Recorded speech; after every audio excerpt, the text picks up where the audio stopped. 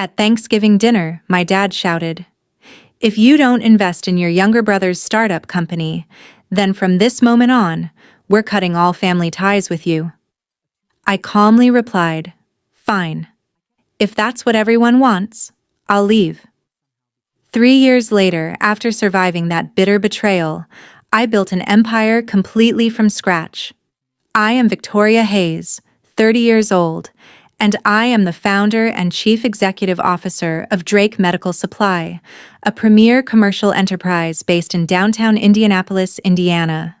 The facility is my sanctuary, a high-stakes operational hub where my dedicated team coordinates critical healthcare logistics across the Midwest. Right in the middle of our peak Friday operational rush, my floor manager pushed through the executive suite doors, his face pale with panic. Leaning in close, he whispered that a serious situation was unfolding in the main boardroom.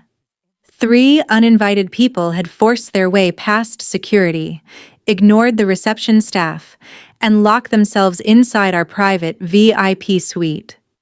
They were aggressively harassing my administrative team and demanding to see the owner immediately. I handed my tablet to my assistant, straightened my blazer, and walked down the glass corridor toward the suite. The moment I stepped through the doors, the air was sucked straight out of my lungs. Sitting in my executive boardroom, acting as though they owned my multi-million-dollar company, was the very family who had erased me from their lives 3 years ago.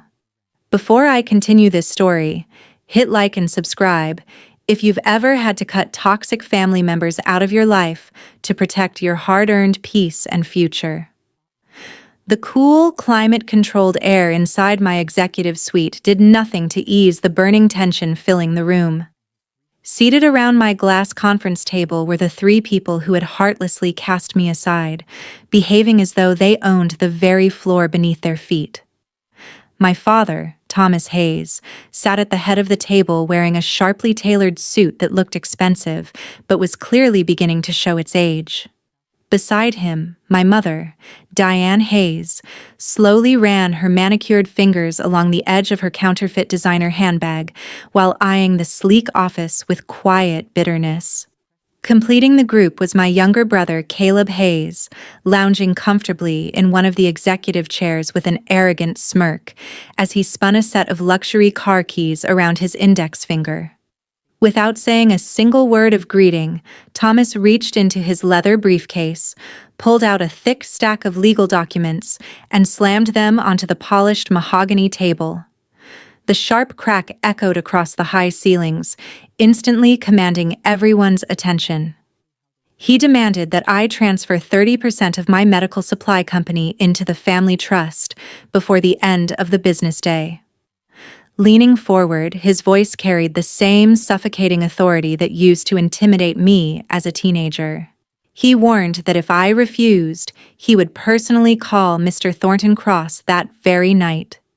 Thomas proudly claimed they regularly played golf together at the country club and insisted he knew for a fact that the billionaire real estate tycoon was the sole owner of this commercial property.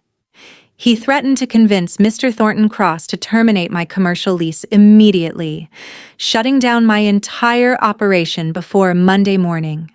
Before I could even process the sheer absurdity of his threat, Caleb tossed his keys onto the conference table and pointed directly at my floor manager, Paul, who stood nervously near the doorway.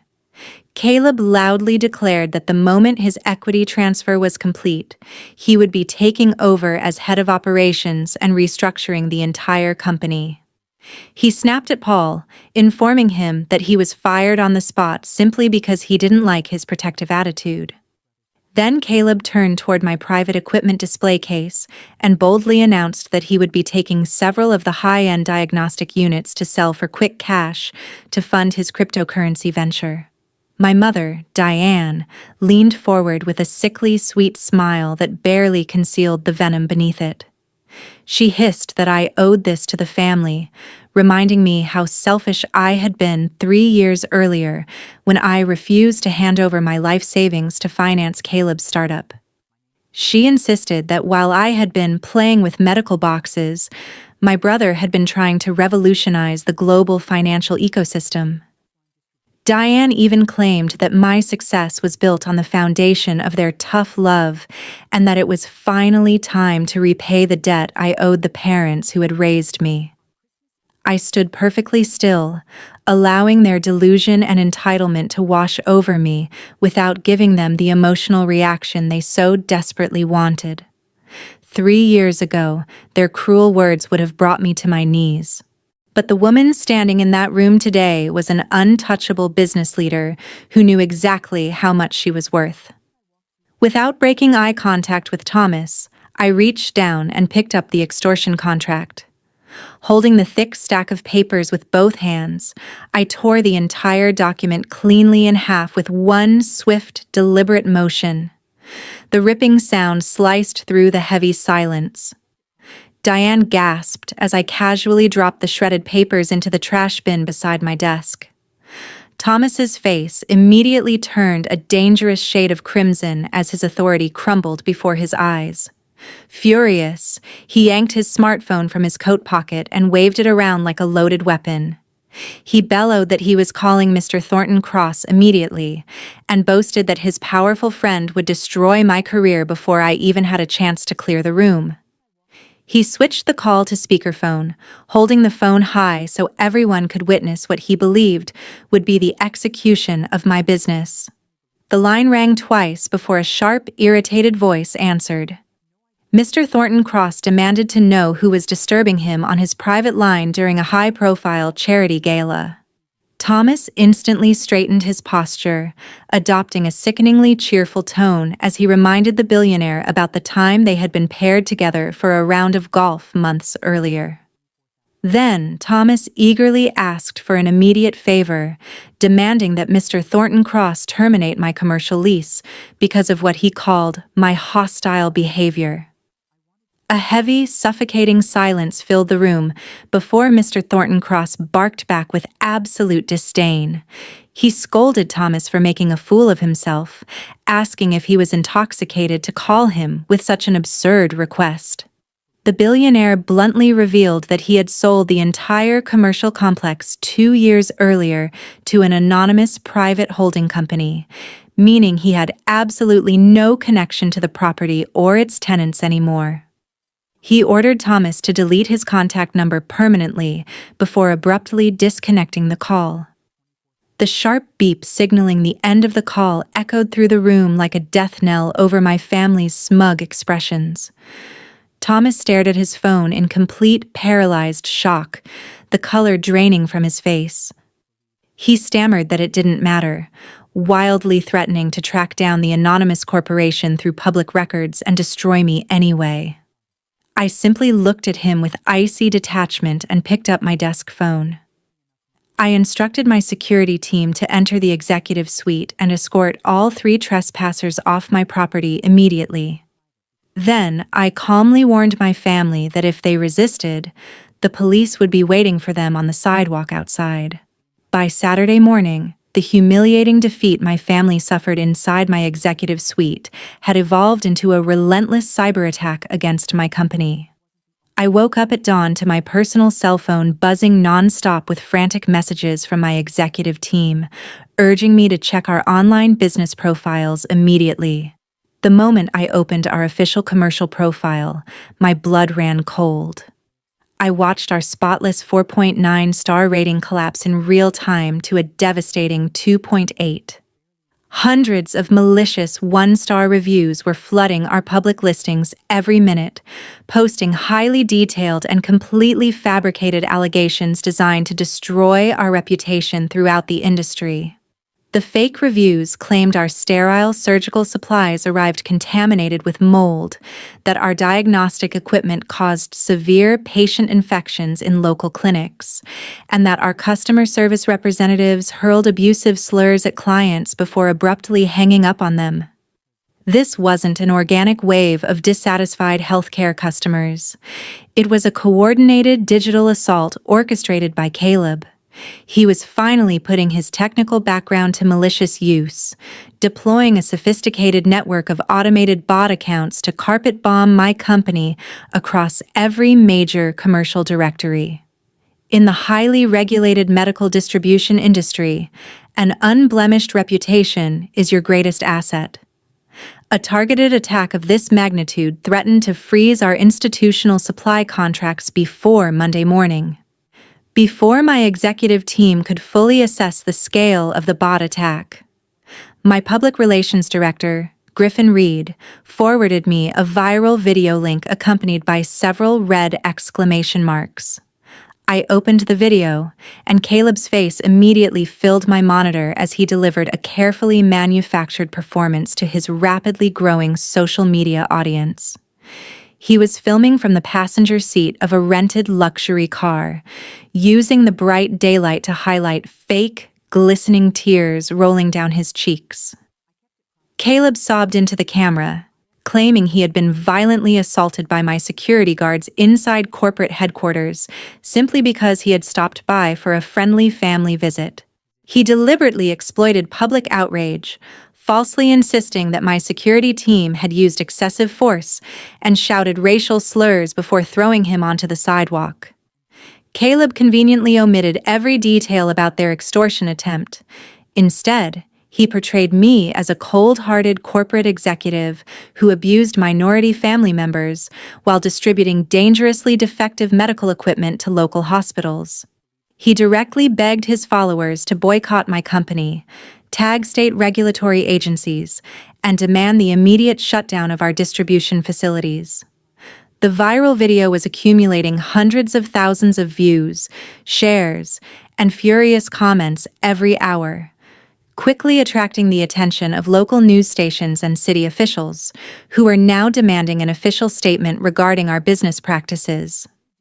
Watching Caleb repeatedly wipe away tears that didn't even exist transformed my initial anger into something much colder and far more dangerous.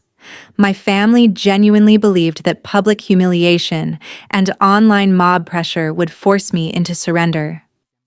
They expected me to hand over part of my company just to make the nightmare disappear. What they completely underestimated was the resilience of the woman who had built this entire business through sheer determination and survival. I drove straight to headquarters, turning my private office into a high-stakes crisis command center alongside Griffin and our legal counsel. Together, we launched a swift and relentless counteroffensive to dismantle the fabricated narrative before the evening news cycle could cement their lies. First, Griffin retrieved the pristine 4K security footage from our main lobby and executive corridor. The high-definition video was crystal clear, capturing the entire time-stamped incident with flawless audio. It proved beyond any doubt that Caleb had been screaming threats at Paul, that Thomas had slammed an extortion contract onto my desk, and that my security personnel had performed a textbook, completely hands-free escort out of the building without ever laying a violent hand on anyone. At the same time, I pulled our current certifications and spotless inspection records directly from the Indiana Department of Health, proving that every medical device in our warehouse was fully licensed, state-approved, and in complete compliance with all safety regulations. Griffin assembled a comprehensive digital evidence package that included the untouched security footage, verified state health certifications, and forensic data tracing the automated bot network back to fraudulent server locations. We immediately submitted the emergency dossier to the legal departments of every major social media platform and to the local news outlets. At the same time, we issued formal cease and desist notices and demanded the removal of the defamatory content within 12 hours.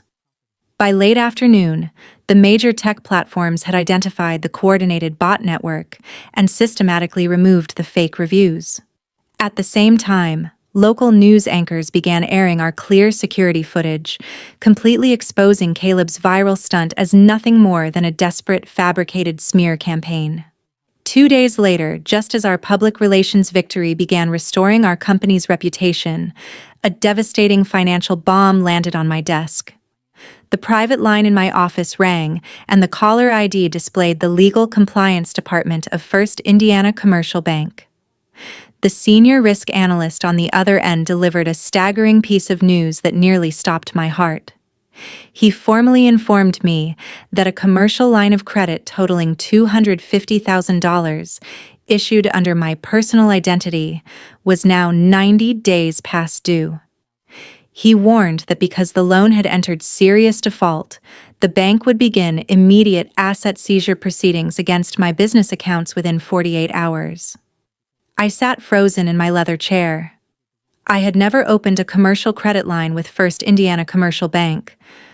I immediately demanded electronic copies of the original loan application, along with every signed verification document. Within minutes, the encrypted files arrived in my inbox. As I scrolled through the scanned records, the horrifying truth unfolded before my eyes. 3 years earlier, during the chaotic week immediately after I had been thrown out of my family's home on Thanksgiving night, Thomas and Caleb had carried out a carefully planned act of identity theft. They had broken into my stored belongings and stolen my Social Security number, birth certificate, and confidential tax records. Using those documents, they fraudulently applied for a massive commercial loan. They forged my signature with terrifying accuracy and directed the entire $250,000 payout straight into Caleb's cryptocurrency venture. The realization of what they had done unleashed a flood of painful memories, dragging me back to the brutal winter 3 years earlier. After refusing to finance Caleb's reckless scheme, I had been thrown into the freezing Indianapolis snow with nothing more than 2 worn-out suitcases and less than $40 in my bank account. For 3 agonizing months, I slept on the cargo floor of an old, rusted delivery van that I managed to rent for $5 a day. The icy Midwestern wind seeped through the cracked metal doors every night, forcing me to wrap myself in thin, secondhand moving blankets just to survive the sub-zero temperatures. I lived on discarded canned soup and leftover bread from a local soup kitchen, while saving every dollar I earned working 3 exhausting overnight warehouse shifts. It was through that unimaginable hardship, relentless cold, and crushing isolation that I slowly scraped together enough money to open my first small medical supply business. While I was freezing inside that rusted delivery van, fighting simply to survive, my family was living comfortably in their suburban home, celebrating the fraudulent $250,000 they had stolen in my name.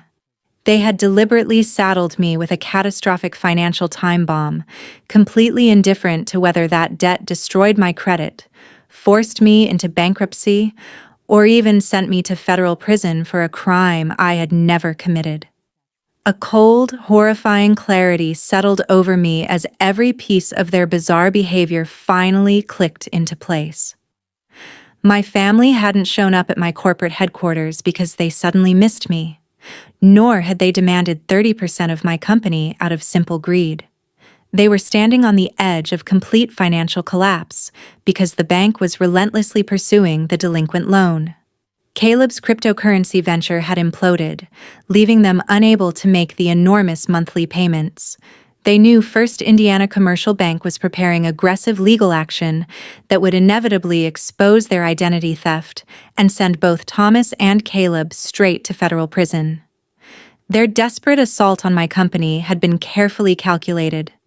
They wanted to force me into assuming responsibility for the debt, or surrendering enough control of my company so they could quietly use its cash flow to pay off the bank before anyone uncovered their crimes. They genuinely believed that after 3 years, I was still the same naive, easily manipulated young woman who would sacrifice her future to protect the family that had abused her. They expected me to panic under public pressure and quietly pay off the fraudulent loan simply to preserve the illusion of family unity.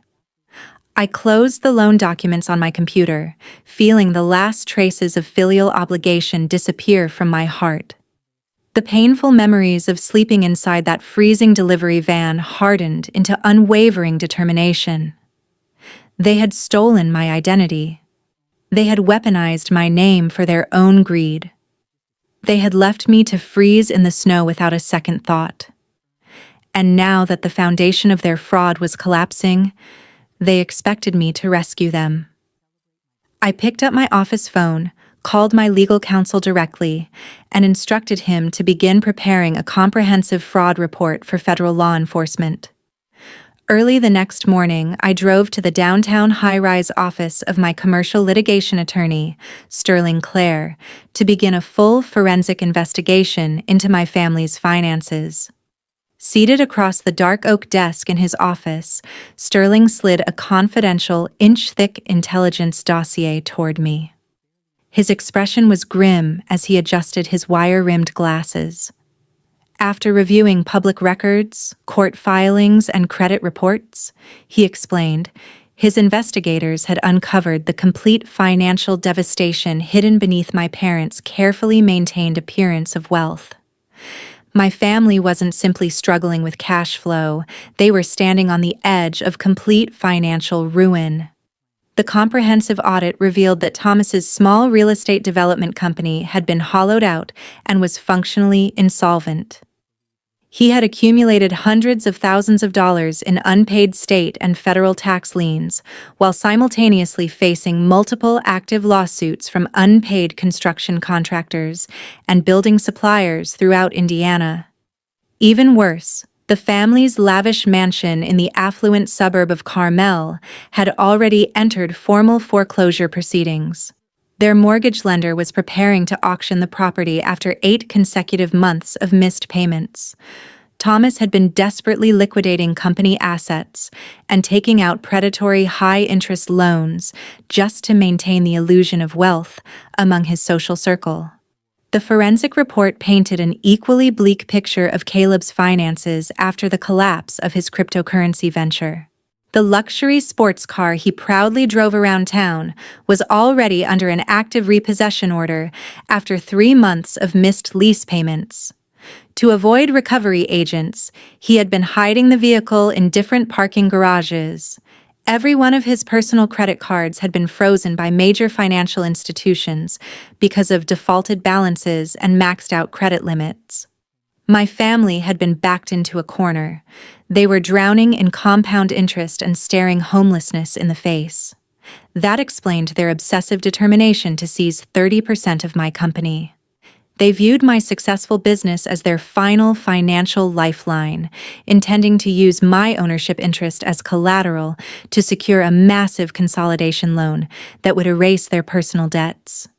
After reviewing the overwhelming evidence of identity theft and financial fraud, Sterling tapped his pen against the desk. He urged me to allow him to contact federal prosecutors and local law enforcement immediately. The forged loan documents from First Indiana Commercial Bank, he explained, provided more than enough evidence to obtain arrest warrants that could put Thomas and Caleb behind bars before the week was over. But as I looked at the bank statements and foreclosure notices documenting the complete collapse of their lives, I slowly raised my hand. I firmly instructed Sterling to hold off on filing any criminal complaints. Watching police officers place handcuffs on them felt far too quick and far too merciful for the 3 years of cruelty, abandonment, and calculated fraud they had inflicted on me. I wanted something far more permanent. I wanted to build a trap so complete that it would destroy every ounce of entitlement they still possessed and force them to confess their crimes on the record. I decided to use their overwhelming greed and desperation against them by giving them the illusion of victory. I instructed Sterling to send a formal legal invitation to Thomas, Diane, and Caleb, scheduling a mandatory settlement meeting at my corporate headquarters for Sunday morning. The notice was carefully worded to suggest that I was finally willing to resolve our dispute out of court and discuss a possible equity transfer in exchange for complete confidentiality. Sterling immediately understood my strategy. A grim smile crossed his face as he began drafting the settlement framework and arranging the technical preparations. We spent the rest of the afternoon transforming my executive boardroom into a carefully controlled evidentiary trap. State-of-the-art audio equipment and high-definition cameras were discreetly concealed throughout the room, positioned to capture every word spoken during the meeting. I knew my family's arrogance would bring them straight through those doors on Sunday morning. They genuinely believed their smear campaign and financial pressure had finally broken my resolve. They expected to find a desperate daughter ready to surrender. Instead, they were walking into a meticulously designed trap that would ultimately cost them their freedom. Sunday morning arrived. The eerie silence inside our otherwise empty corporate headquarters provided the perfect setting for the final confrontation. At exactly 9 o'clock, my family stepped off the elevator and entered my executive suite with unmistakable confidence. Thomas, Diane, and Caleb were accompanied by their attorney, Montgomery, a disheveled man carrying a worn leather briefcase who appeared completely overwhelmed by the elegance of the surroundings. Seeing the nearly empty building only reinforced their confidence. They mistook the quiet office for desperation, assuming I had scheduled the weekend meeting because their smear campaign and identity theft scheme had finally broken my spirit. They strode into the main boardroom, where Sterling and I were already waiting behind two thick leather folders. Without even sitting down, Thomas slammed his palm onto the glass conference table. He announced that the terms of our agreement had changed dramatically because of my earlier resistance. Montgomery removed a revised settlement agreement from his briefcase and slid it across the table towards Sterling. Thomas sneered as he declared that 30% ownership was no longer enough to buy their silence. Now, he demanded an immediate 50% voting stake in my medical supply company. As if that weren't enough, Caleb insisted that my company also assume full responsibility for the delinquent $250,000 loan at First Indiana Commercial Bank. In other words, they expected me to repay the debt they had fraudulently created using my own company's operating cash flow. Diane immediately slipped into her familiar performance. She clasped her hands together, let out a dramatic sigh, and pleaded with me to be a loving daughter. She claimed that accepting their generous terms was the only way to heal our broken family. According to her, any honorable daughter would gladly surrender half her empire to rescue her struggling parents. She wrapped blatant extortion in the language of love and reconciliation. I remained completely unmoved. My expression never changed. The icy silence was enough to make even Montgomery shift uneasily in his chair. Without saying a word, I reached forward and opened the first blue leather folder resting on the conference table. Inside were certified property deeds, land registry filings, and corporate incorporation documents bearing the official seal of the state of Indiana. I calmly slid the paperwork across the glass table until it stopped directly in front of Thomas. The documents clearly established that the entire commercial complex housing my corporate headquarters was owned outright by a private holding company called Ironwood Assets. Thomas scoffed at the paperwork. With a smug grin, he reminded me that Mr. Thornton Cross had already admitted selling the property to an anonymous company. He insisted that a mysterious landlord didn't change the fact that my lease could still be terminated. A cold smile spread across my face. I calmly pointed to the bottom of the corporate registration documents.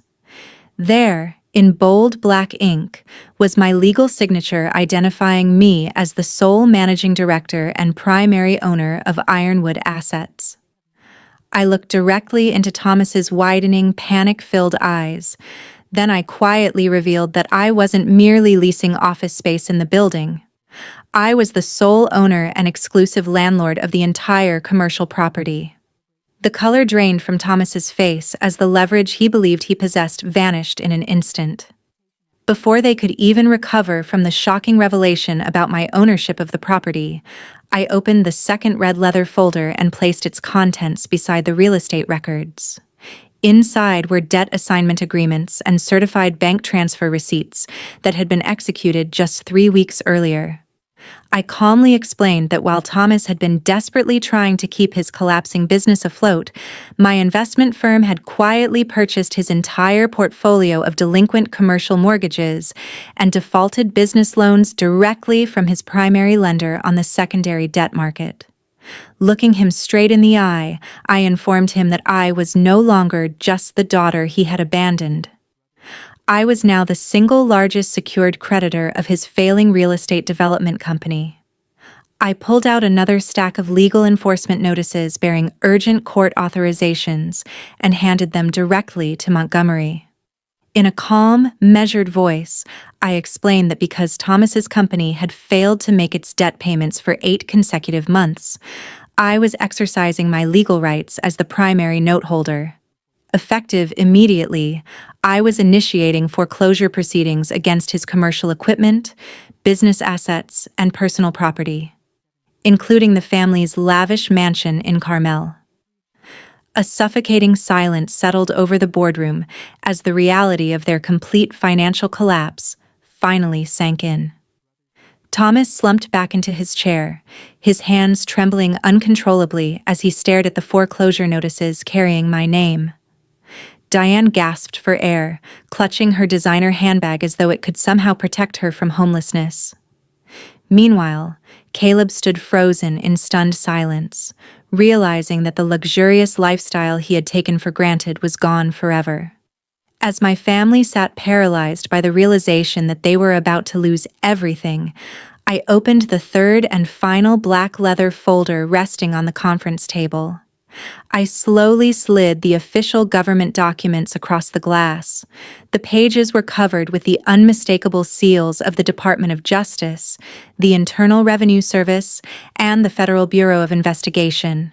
I calmly informed them that the forged loan documents, stolen Social Security records, and illegal wire transfers connected to the fraudulent $250,000 loan had already been submitted for criminal prosecution. The moment Montgomery read the federal filings, every bit of color disappeared from his face. Without saying a single word to his clients, he grabbed his briefcase, stood up, and hurried out of the boardroom as quickly as he could, unwilling to become entangled in a federal criminal investigation.